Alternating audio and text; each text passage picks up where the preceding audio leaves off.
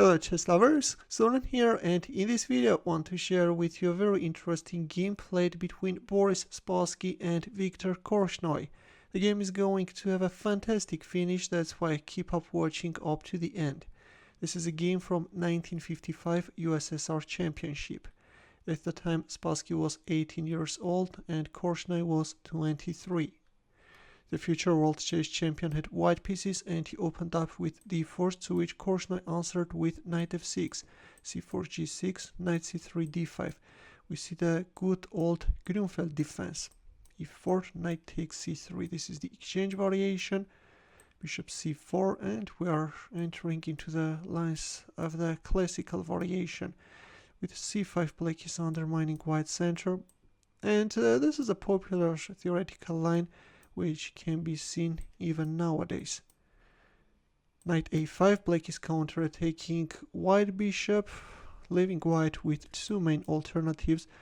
You can either play bishop d3 or bishop takes f7. In the game we see bishop takes f7 check, and seems like that at the time this was a novelty, not sure, but that's possible. Rook takes f7 and in return white is winning black bishop, after which we see an exchange of rooks on f1.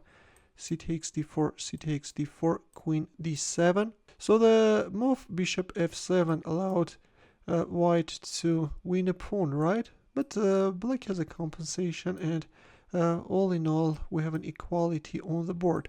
And now black is boldly offering the exchange of queens, but white is rejecting. At this point we see some maneuvering by both queens. Black is unpinning the knight. King g1, moving away the king from the f file where it was exposed to some checks, and now black is hitting on e2. White is winning black knight. In return white knight drops.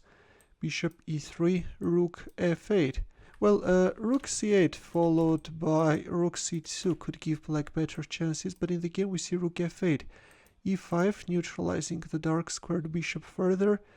b5 rook c1, a5 bishop g5, and h6. Well, so far so good. Of course white had a slight edge, but all in all we had an equality. But this h6 is a serious mistake. Yeah, at this point black had a nice chance of completely equalizing the position with queen f2 check. If king h1, then queen takes d4, and if queen takes b5, then queen takes e5.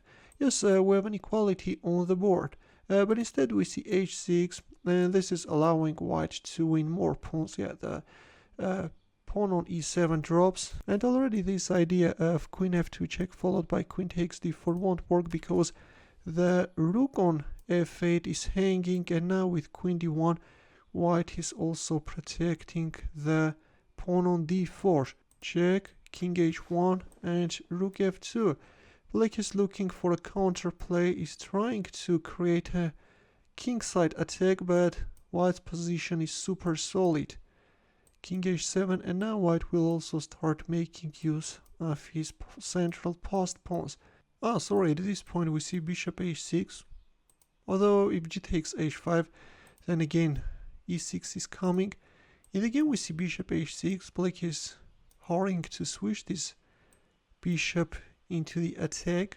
Rook e1 coming to support the e pawn, and now black is threatening rook takes g2. You have to be very careful. If e6, then rook takes g2, and then here that's why white first played bishop b4 and now can make use of this passed pawn, but still black is not resigning and is trying to create problems for his opponent.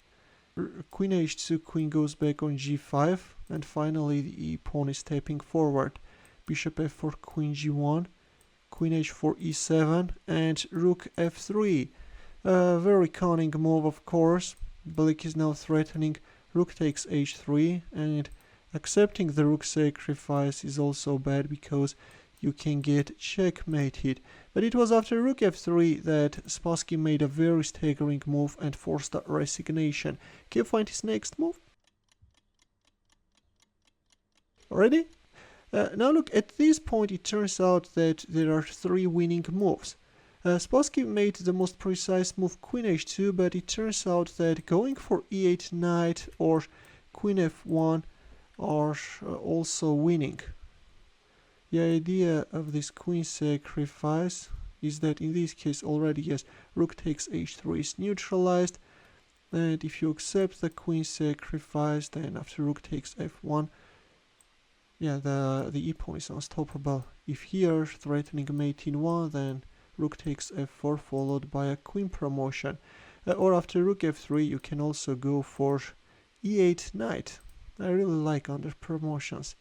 If king g6, then g takes f3 check, and if here, then either bishop f8 or queen e2, strengthening the second rank further. Of course this e8 knight is not winning as confidently as the other two lines, like queen h2 is just crushing, you know. Rook takes h3 is neutralized, and now if you accept the queen sacrifice, then simply e8 queen, and yeah, black king is in a mating net, you know, just no way out. And it's difficult to give black an advice. Rook e7 is coming, and it's over. That's why after this brilliant queen h2 move, Korchnoi resigned. That was a very nice finish, and I hope that you enjoyed this game greatly. If you remember a few days earlier, I used this position as a daily puzzle, and now you got the answer. In the end, the chess puzzle for you may be a little bit difficult one, but you can make it through. The task is to win with the white pieces. As usual, we'll wait for your answer in the comment section.